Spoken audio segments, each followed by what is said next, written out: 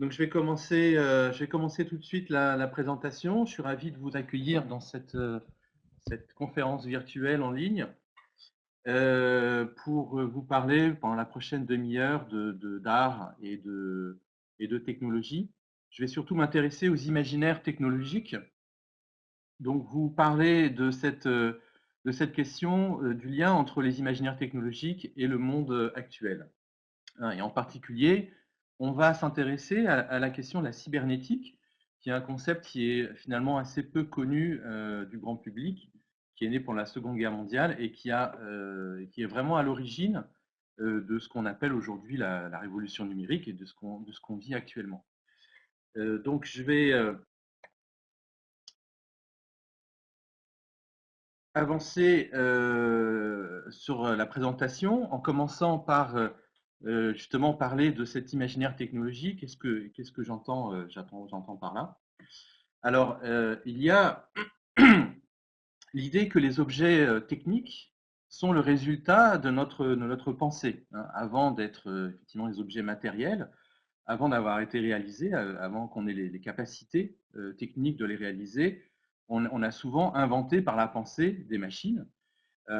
Et on pense par exemple aux machines volantes qui ont été imaginées par Léonard de Vinci, un visionnaire, donc quelqu'un qui a des visions d'objets qui n'existent pas encore, hein, et donc qui réussit à les incarner d'une manière à les rendre, on va dire, désirables, et donc à les faire exister déjà au sein de notre imaginaire technique.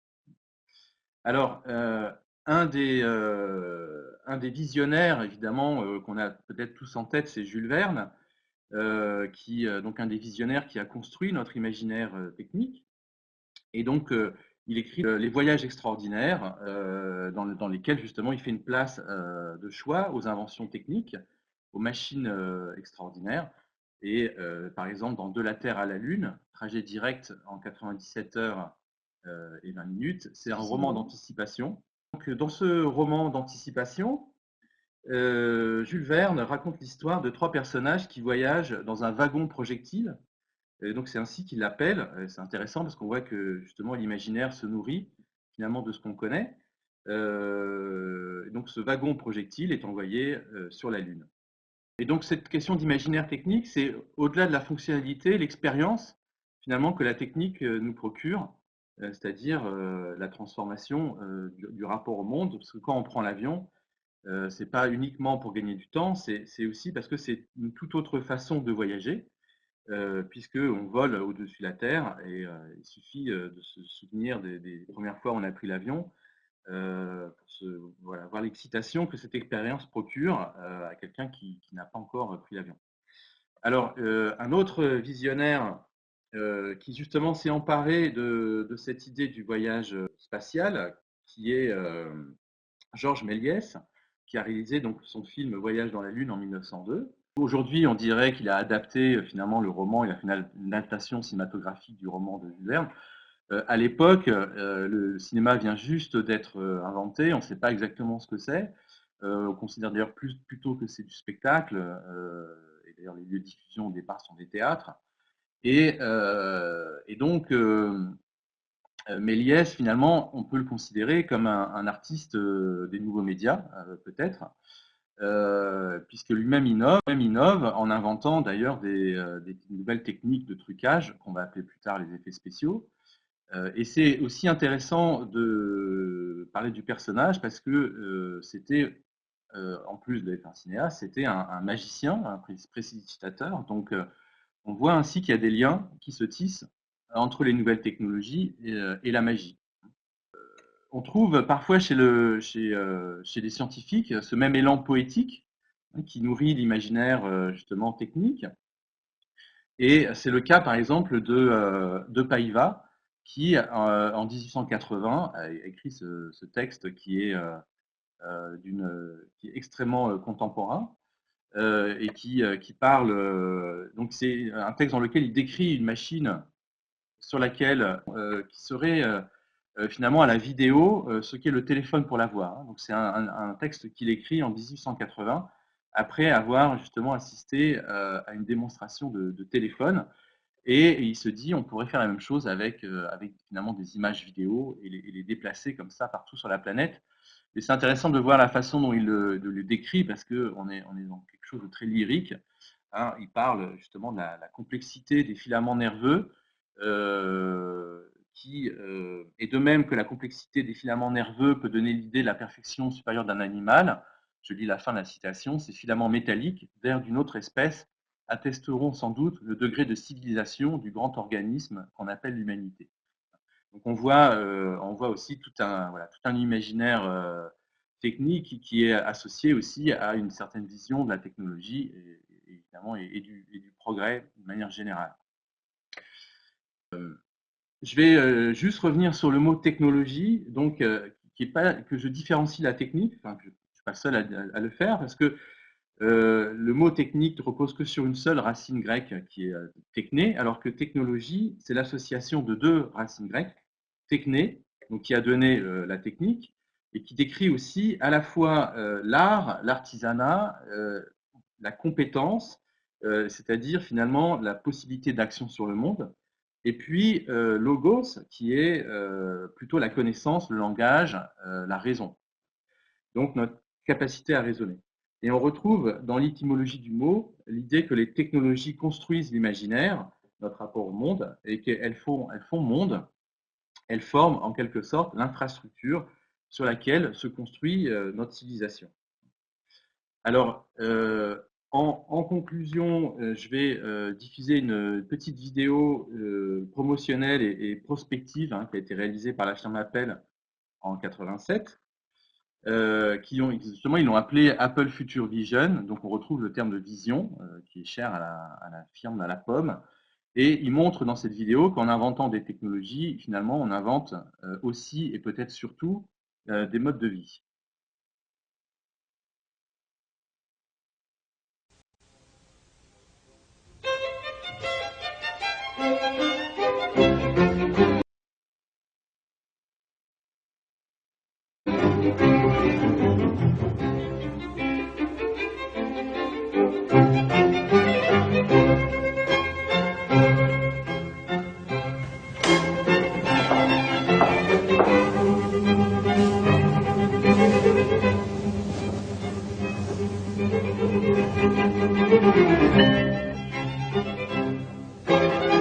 You have 3 messages. Your graduate research team in Guatemala, just checking in. Robert Jordan, a second semester junior, requesting a second extension on his term paper. And your mother reminding you about your father. Surprise birthday party next Sunday. Today you have a faculty lunch at 12 o'clock. You need to take Kathy to the airport by 2. You have a lecture at 4:15 on deforestation in the Amazon rainforest. Right. Let me see the lecture notes from last semester. No, that's not enough. I need to review more recent literature. Pull up all the new articles I haven't read yet. Journal articles only? Fine. Your friend Jill Gilbert has published an article about deforestation in the Amazon and its effects on rainfall in the sub-Sahara. It also covers drought's effect on food production in Africa. Voilà. Bon, je vais interrompre parce qu'on n'a pas beaucoup de temps et on a déjà pris un peu de retard, mais je la trouve assez intéressante cette vidéo. Bah, d'une part parce qu'elle a été réalisée en 87, hein, donc on est très avant Google, le moteur de recherche, etc. Donc ça, c'est arrivé Google s'est formé en 98. Et puis c'est intéressant parce que c'est à la fois un mélange de technologie et de kitsch. Hein, donc on voit on reste ancré, hein, dans les années 80. Et en même temps, il y a cette projection d'une intelligence artificielle qui va être un assistant virtuel intelligent qui va nous accompagner dans notre quotidien et voilà, nous aider dans nos recherches, etc. Alors, je reviens sur la présentation. On va passer donc sur la deuxième partie où j'ai parlé un peu plus spécifiquement de la cybernétique, qui est vraiment aux sources de l'imaginaire technologique actuel. Alors, quel est l'imaginaire qu'on a aujourd'hui autour de la technologie? C'est à peu près tout ce qu'on appelle la révolution numérique, hein, ou la société de l'information, Donc tous les sujets qui sont médiatiques aujourd'hui, l'intelligence artificielle, la robotique, les voitures autonomes, les systèmes de reconnaissance faciale qui sont implantés notamment dans certaines villes de Chine, on va y revenir, les drones de surveillance, évidemment tous les outils liés à l'informatique, les ordinateurs, les smartphones, etc. Donc tout cet imaginaire-là, finalement, il est le fils et la fille de la cybernétique, qui est un concept qui a été inventé par Norbert Wiener au milieu de la Seconde Guerre mondiale. Alors, je vais commencer par dire deux mots de Norbert Wiener, qui est un personnage, une figure assez peu connue, mais qui est extrêmement importante dans l'histoire de sciences et des technologies, et au-delà, justement, c'est un peu l'idée sur laquelle j'insiste là dans la présentation, cette idée que la technologie n'est pas neutre, hein, elle construit des mondes. Et donc toute la société finalement que l'on connaît aujourd'hui, elle est un peu l'héritage des rêves de cette personne-là, qui est un personnage un peu hors du commun. Déjà son père hein, est donc un Russe hein, qui quitte la Russie tsariste fin 19e pour s'installer à la Nouvelle-Orléans en 1880. C'est quelqu'un de très érudit, il parle une vingtaine de langues, il a traduit Tolstoï en anglais, il s'intéresse à plein de sujets et il transfère son savoir à son fils, il investit son fils, il en fait vraiment un enfant prodige, au point que son fils obtient à 18 ans un doctorat, hein, une thèse sur la logique mathématique, où il commente les travaux de Bertrand Russell. Donc, vous voyez le type de personnage.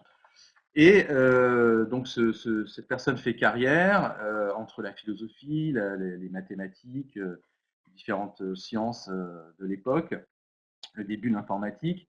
Et puis, arrive la Seconde Guerre mondiale, euh, où des questions très pratiques se posent. Il faut savoir que les États-Unis, ils ont investi massivement dans la recherche pendant justement la Seconde Guerre mondiale. Ils avaient bien compris qu'en fait, pour gagner la guerre, ce serait l'avantage technologique qui leur permettrait de remporter la victoire, bien plus que la force humaine ou la démonstration voilà, purement mécanique. Donc, il crée des centres de recherche où il y a des programmes très importants de soutien à la recherche autour de différentes questions. Une des questions qui se pose, c'est l'obsolescence des techniques de tir des canons antiaériens, du fait que la vitesse des avions a extrêmement progressé. Et donc, Wiener planche sur le problème et il invente une technique qui est de coupler en fait cette machine, donc les canons, avec des radars et des calculateurs qui leur permettent d'ajuster les tirs. Donc il y a un apprentissage qui se fait et donc il évalue de combien il a manqué la trajectoire de l'avion et puis petit à petit un auto-ajustement. Hein, et c'est vraiment le principe même de la cybernétique. Donc cette idée qu'il y a ce qu'on appelle une boucle de rétroaction ou un feedback en anglais, et qu'il y a donc des outputs du système qui sont réinjectés en input du système, hein, de façon à pouvoir créer des algorithmes de prédiction et de pouvoir aussi être une machine autonome. Donc avec un groupe de chercheurs, Wiener, il propose de donner à cette théorie qu'il appelle au début la théorie entière de la commande et de la communication, un nom grec, donc kybernétes, donc qui veut dire timonier ou pilote, hein, le pilote du bateau ou du navire en grec. Par la suite, il publie donc Cybernétique en 1948, Cybernétique, le contrôle et la communication chez l'animal et la machine. Donc c'est un livre qui a un succès très important. Et puis le terme de cybernétique commence à diffuser dans la culture populaire.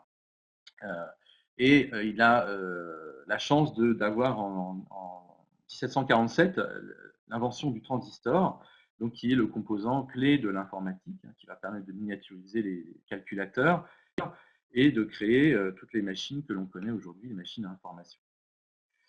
Et donc, la cybernétique, c'est plus qu'une discipline, hein, c'est vraiment une grille d'analyse du monde qui est très singulière et qui n'est d'ailleurs pas dénuée d'ambiguïté. Et c'est aussi une des raisons pour lesquelles les artistes s'emparent, je pense, de ce sujet, de la technologie. Donc, l'ambiguïté, il y a d'une part, effectivement, une approche vraiment scientifique, à savoir l'étude de l'homéostasie, c'est-à-dire la capacité de certains systèmes à conserver leur équilibre.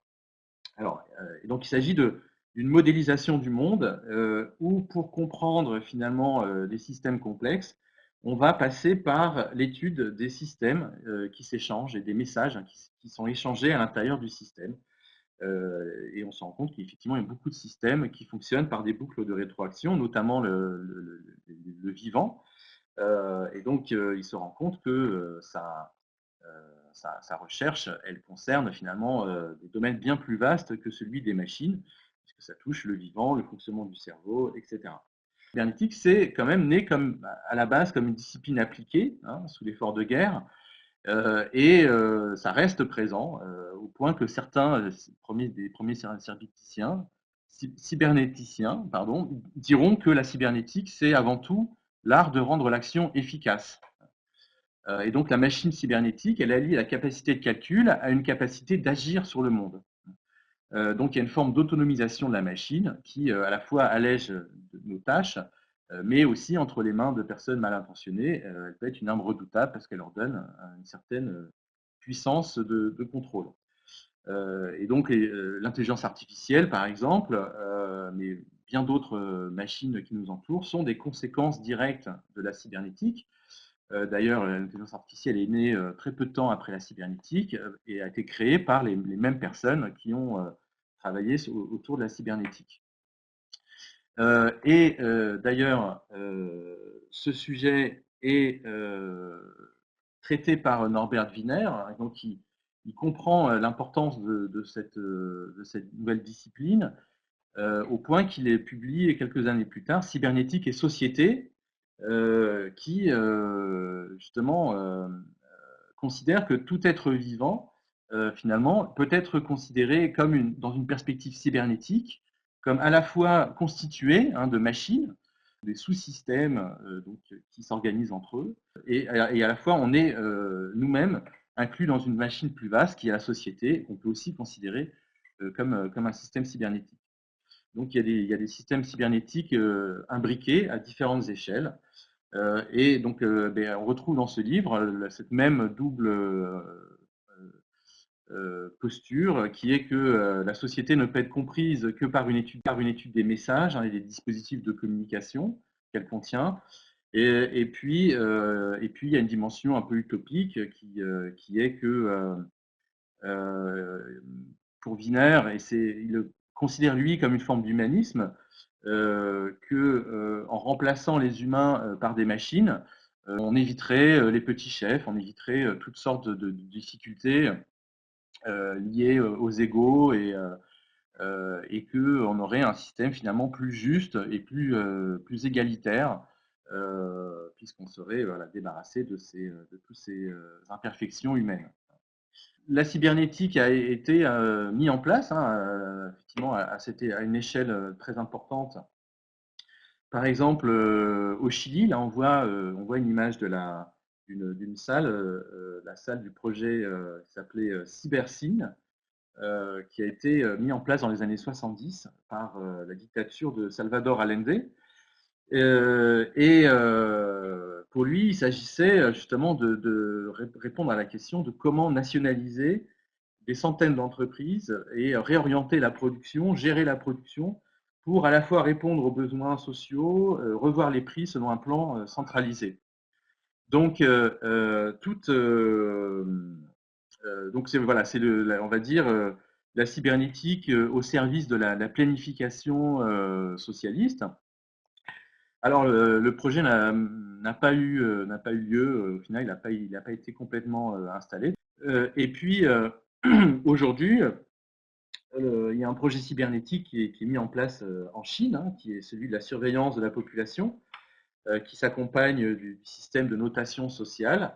Donc vous savez que la Chine déploie actuellement plus de 600 millions de caméras connectées intelligentes dans les rues de toutes les villes, toutes les grandes villes chinoises, et que ce système donc reconnaît les personnes, les identifie, a accès à leurs dossiers et peut évaluer par exemple les infractions qui sont réalisées par les personnes qui traversent en dehors des passages cloutés. Donc les citoyens chinois ont des points de bonne conduite, et donc il y a des points qui sont déduits ou ajoutés sur leur crédit. Alors, je vais passer à la troisième partie qui est finalement comment les artistes justement se font l'écho de toutes ces questions liées au déploiement de la pensée cybernétique et des technologies hein, de manière plus large dans le monde contemporain. Alors, en général, justement, ce sujet qui, comme on vient de le voir, hein, possède une dimension ambiguë très, très importante. Eh bien, les artistes se positionnent souvent justement par rapport à cette ambiguïté.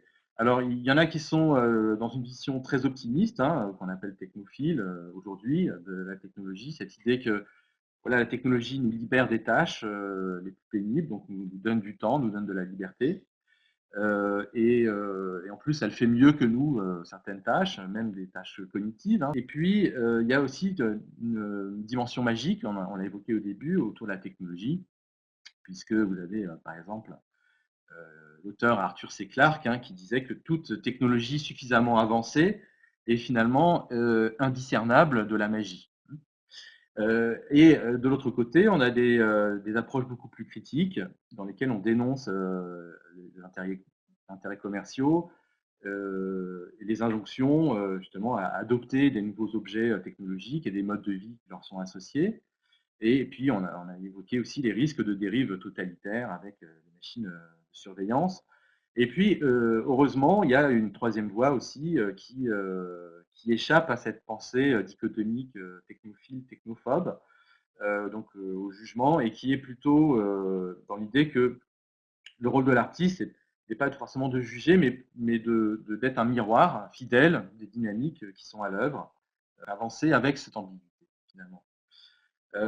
Alors, un premier projet dont je vais parler, donc, qui est Nicolas Schoeffer. Donc, je vais passer une petite vidéo.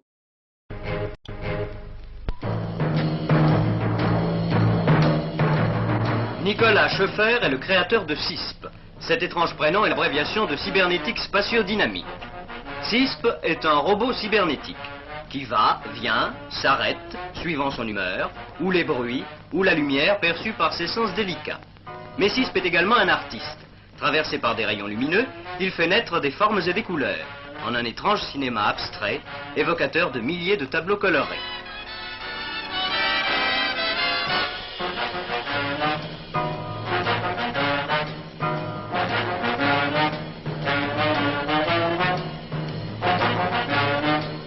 Et c'est un artiste qui a réussi, car il est entré au musée d'art moderne.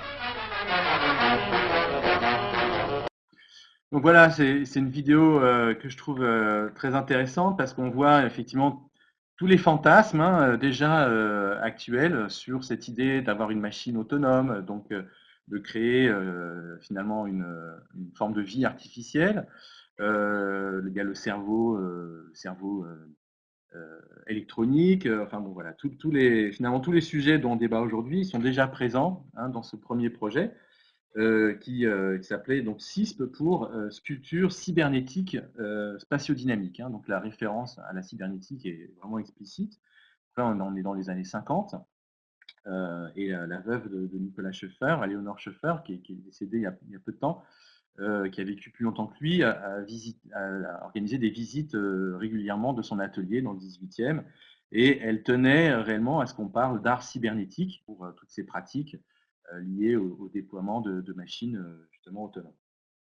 Alors, deuxième projet dont je vais vous parler, enfin c'est plutôt une série de projets, c'est EAT, Experimentation in Art and Technology. Donc là, c'est des projets De même que le précédent, qui a été développé en partenariat avec des ingénieurs. Je pense que c'est Philips pour Nicolas Schoeffer. Ici, on a une collaboration entre des artistes et des ingénieurs qui a été inventée par notamment l'artiste Rauschenberg.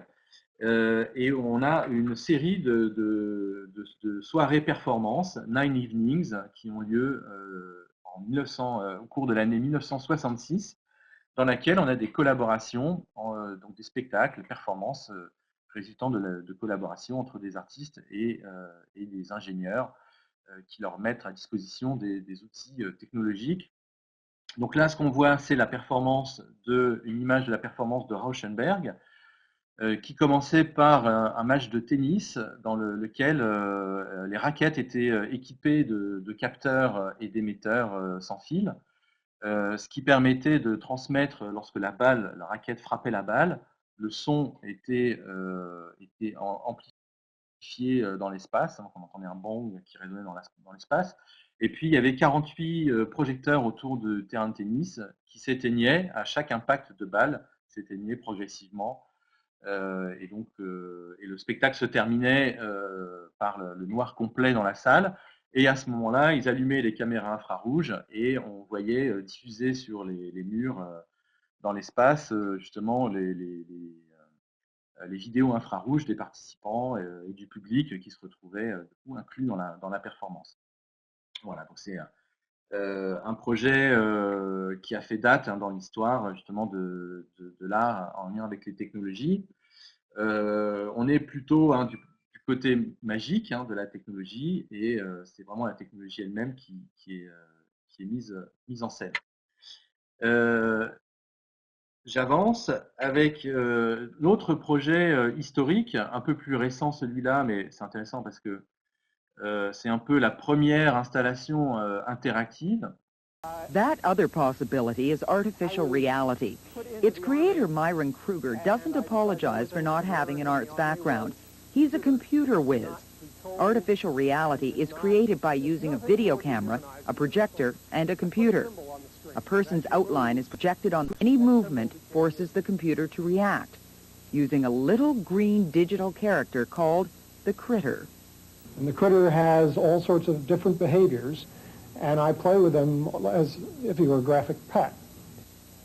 And it's designed to tell you about the sort of artificial world that we're entering. He's the first step, a playful creature who will come out and engage you in a new kind of play. Your body now is interacting on the screen. Kruger sees scientific applications for the critter. For instance, it could be used in the treatment of autistic children. The idea is that an autistic child doesn't want to interact. And most important, he doesn't want to interact with people. But that's the most upsetting thing. Now, in this system, I can focus the computer on his behavior so that no matter how small his behavior, I can respond to it. And I can lead him into larger and larger behaviors. So there's no way he can withdraw. There's no possibility of not interacting. This is artificial reality as well. Its artistic side, body surfacing. Moment by moment, you're creating something beautiful, but that beautiful thing changes so that you have to keep moving. And you don't think about sitting back and looking at the result because you can create something equally beautiful the next 10 seconds. Being involved and thinking about it instant by instant rather than capturing it and hanging it on the wall. Most people complain of being artistically inept. Kruger believes the computer allows them to create at will. The computer is the most important event of our time, in a sense, and it's a cultural event, not just a technological event. So the computer has to be communicated to people, and not as a technical, here's how it works thing, but here's what it might be. Voilà, donc c'est vraiment intéressant. Bon, vous retrouverez la vidéo, il faut avancer, en ligne facilement. Donc c'est intéressant de voir que ça date de 1973 et puis il y a aussi cette idée de créature d'intelligence artificielle virtuelle, une créature qui interagit avec l'humain.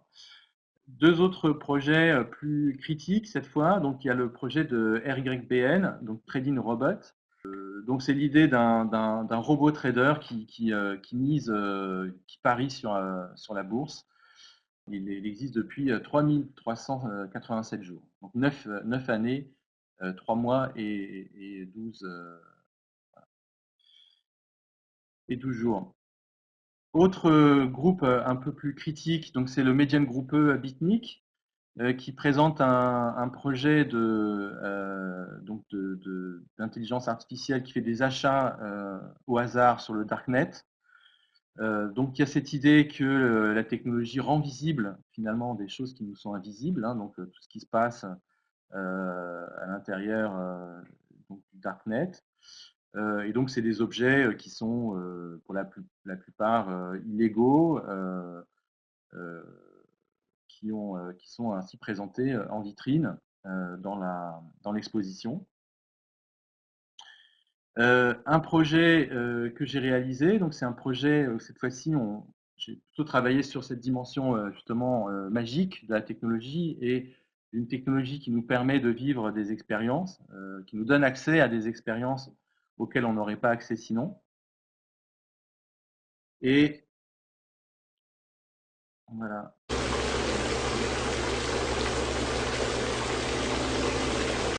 Donc voilà, on voit des gouttes d'eau qui se décomposent, donc des filets d'eau qui se décomposent en gouttes, et les gouttes sont immobiles, où elles remontent, où elles redescendent très lentement dans l'espace. Et puis, dernier projet, justement, qui n'est pas technologique, Pixel-Land, donc de Cyril Leclerc et Elisabeth Saint-James, qui date de 2016, où vous avez des escargots équipés de LED qui se déplacent dans l'espace. Et donc, on a une espèce de chorégraphie générative de lumière qui sont évidemment mues non par des machines, mais par des animaux à l'intelligence modeste, mais qui ont sûrement leur propre motivation pour se déplacer. Donc voilà, j'arrête sur ce projet-là. Merci pour votre attention. Je pense qu'on n'a pas de temps pour des questions.